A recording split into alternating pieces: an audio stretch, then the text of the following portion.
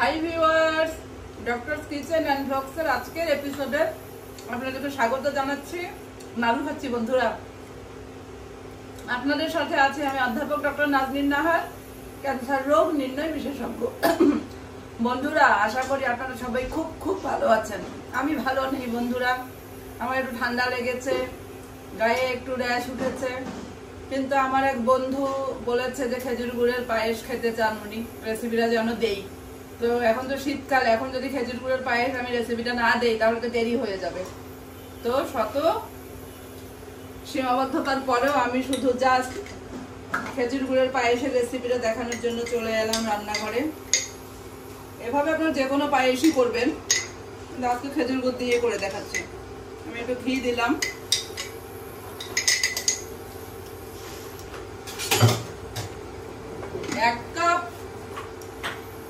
এক কাপের চেয়ে একটু বেশি পোলার চাল আমি নিয়েছি।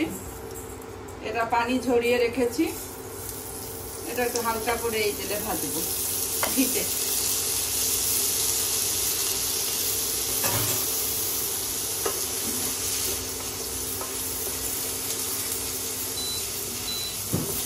এখানে আমি কালো কিশমিশ ভিজিয়ে রেখেছি, সাদা কিশমিশটা আমার শেষ হয়ে গিয়েছে।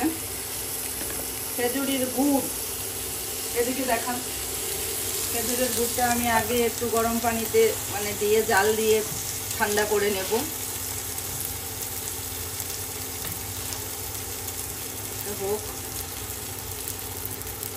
আর বন্ধুরা, এখানে আমি 4 লিটার মিল্ক ভিটা লিকুইড দুধ নিয়েছি, সেটাকে জাল করছি। আমি এই রেসিপিতে কোনো ধরনের গুঁড়া দুধ বা অন্য কোনো কিছুই অ্যাড করব না। সাথে 3-4টা ছোট এলাচ আর 2টা তেজপাতা দিয়েছি।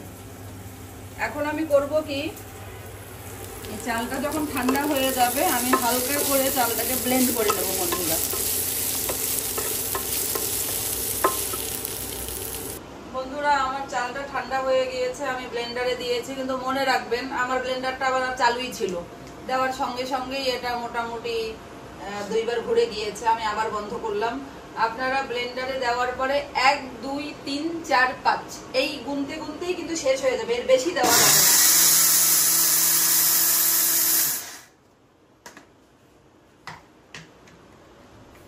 নাহলে কিন্তু বেশি হয়ে যাবে। আপনারা দেখুন, আমার আধা ভাঙ্গা হবে। এখন আমি এখানে এটা ঢেলে দিচ্ছি। যখন ব্লেন্ডারের জগ থেকে কিছু ঢালবেন, যদি চামচ ব্যবহার করেন, নর্মাল চামচ না, একটু ব্লান্ট স্প্যাচুলা টাইপের, যে এই টাইপের, যে আপনার যন্ত্রটার কোনো ক্ষতি করবে না। এখানে যদি কোনো শার্প কোনো কিছু লাগে তাহলে জিনিসটার ক্ষতি হবে, ব্লেডটারও ক্ষতি হবে। আবার হাত দিয়ে করতে গেলে তো অনেক সময় হাত কেটে যায়।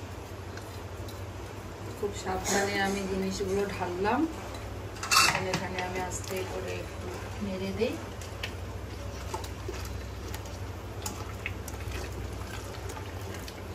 যাতে লেগে না যায়, এটা একটু খেয়াল রাখতে হবে।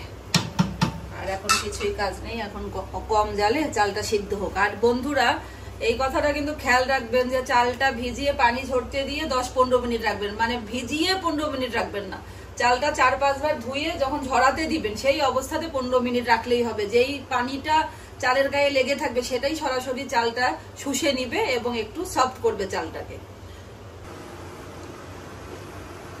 বন্ধুরা, এইভাবে অল্প জালে চালটা সিদ্ধ হতে থাকবে। একদমই আমি অল্প জালে রেখেছি, এভাবে সিদ্ধ হতে থাকবে।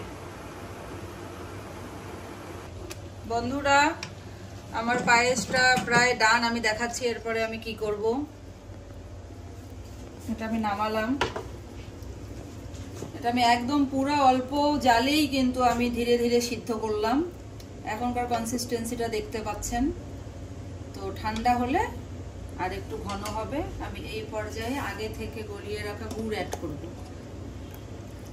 মিষ্টিটা দেখে নিয়ে ধীরে ধীরে চেখে মিষ্টিটা অ্যাড করবেন, কারণ মিষ্টিটা বেশি হয়ে গেলে কিন্তু খেতে ভালো লাগবে না।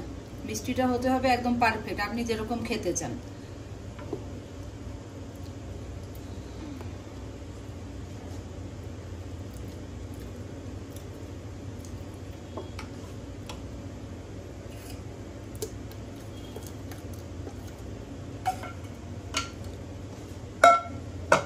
দিয়ে আমি আর জাল দিব না।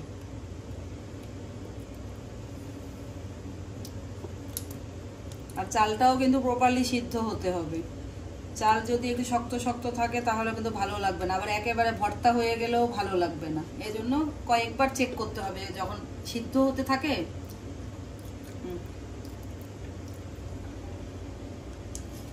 আর সামান্য একটু মিষ্টি লাগবে, আপনাদের পছন্দ মতো মিষ্টি দিবেন। মিষ্টিটা একটু হালকা থেকে মিডিয়াম হলেই ভালো। কালারটা দেখুন বন্ধুরা কত সুন্দর এসেছে।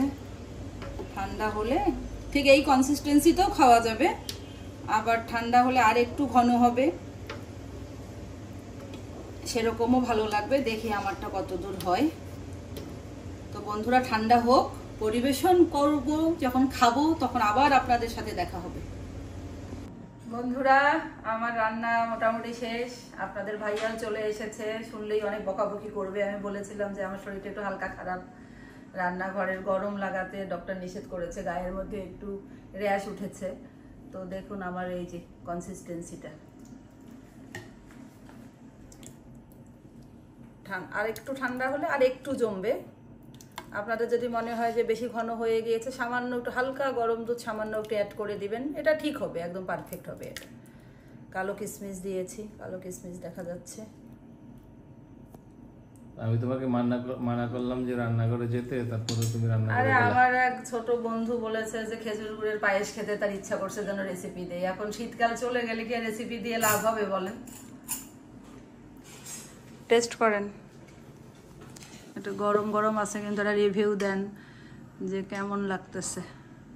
রিভিউ তো দেখেই বোঝা যাচ্ছে অনেক মজা হয়েছে। কাছে ধরেন দেখি বাটিটা। হ্যাঁ, বাটিটা দেখান না, বাটিতে কেমন দেখাচ্ছে।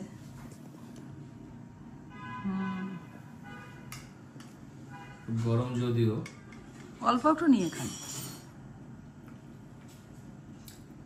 চমৎকার, অসাধারণ। হ্যাঁ, এবং গুড়ের যে ফ্লেভারটা, খেজুর গুড়ের ফ্লেভারটা পুরাই আসছে। আর দুধের ঘনত্ব সবকিছু মিলিয়ে এক কথায় খুবই মজা, খুবই অসাধারণ। আশা করি সবার এটা ভালো লাগবে। তো বন্ধুরা খুব খুব ভালো থাকবেন। আমার ভিডিওটি ভালো লেগে থাকলে একটা লাইক দিবেন, আমার চ্যানেলটি ভিজিট করে আমাকে সাবস্ক্রাইব করে আমাদের সাথেই থাকবেন। সবাই খুব খুব ভালো থাকুন। আল্লাহ হাফেজ।